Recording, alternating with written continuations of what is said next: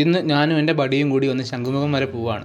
പോകുന്ന വഴിക്കാണ് അനിയത്തി ജോലി ചെയ്യുന്ന ഹോട്ടൽ. എന്നാൽ പിന്നെ അവിടെയും കൂടി ഇന്ന് കയറിയിട്ട് പോകാമെന്ന് കരുതി. കഴക്കൂട്ടത്ത് കാർത്തിക പാർക്കിലാണ് അവൾ ജോലി ചെയ്യുന്നത്. ഇതാണ് ആള്, നല്ല ഫസ്റ്റ് ചിരി.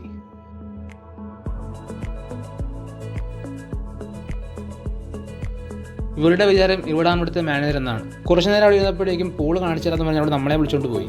റൂഫ് ടോപ്പിലാണ് പൂൾ ഏരിയ ഉള്ളത്. പൂളൊക്കെ നല്ല വൃത്തിയിലാണ് മെയിൻറ്റെയിൻ ചെയ്യുന്നത്. ഇവിടെ നിന്നാൽ കഴക്കൂട്ടത്തിൻ്റെ ഒട്ടുമിക്ക ഭാഗങ്ങളും കാണാൻ പറ്റും.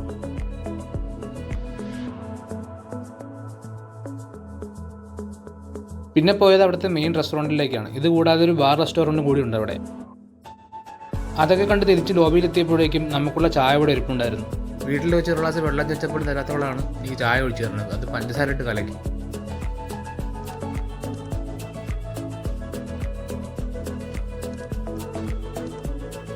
അങ്ങനെ ലൈഫിൽ ആദ്യമായിട്ടൊരു 4 സ്റ്റാർ ചായ കുടിക്കാൻ പോകുന്നു. കൂടാതെ ഓരോ പീസ് കേക്കും കിട്ടി. അങ്ങനെ ചായയും കുടിച്ച് അവളോട് നന്ദിയും പറഞ്ഞിട്ട് നേരെ ശംഖുമുഖത്തേക്ക് വച്ച് പിടിച്ചു. ടെക്നോ പാർക്കും USTയും ഇൻഫോസിസും ലുലുമാളും കഴിച്ച് നേരെ ബീച്ച് റോഡിലേക്ക് കയറി. എയർപോർട്ട് മെയിൻ്റനൻസിൻ്റെ ഭാഗമായിട്ട് ഈ റോഡ് ഉടനെ ക്ലോസ് ചെയ്യുമെന്ന് പറയുന്നുണ്ടായിരുന്നു. ഒരുപാട് നൊസ്റ്റുള്ള റോഡ് കൂടിയാണത്. അങ്ങനെ ശംഖുമുഖത്തെത്തി വണ്ടിയും വെച്ചിട്ട് നേരെ കടലിലേക്ക് ഇറങ്ങി. ചെന്നപാടെ വിഷ്ണുടകത്തിന് ബോളെടുത്ത് മണലിൽ കയറി. ഈ മണലിലേക്ക് ബോളെറിഞ്ഞ് കുതിപ്പിക്കുന്നതിന് ഞാൻ ആദ്യമായിട്ട് കാണുകയാണ്. എന്നിട്ട് അതിനടുത്ത് നേരെ കടലിലോട്ട് എറിഞ്ഞു. ഇടയ്ക്കിടയ്ക്ക് ഷാരൂഖ് ഖാൻ കളിക്കുന്നുണ്ടായിരുന്നു.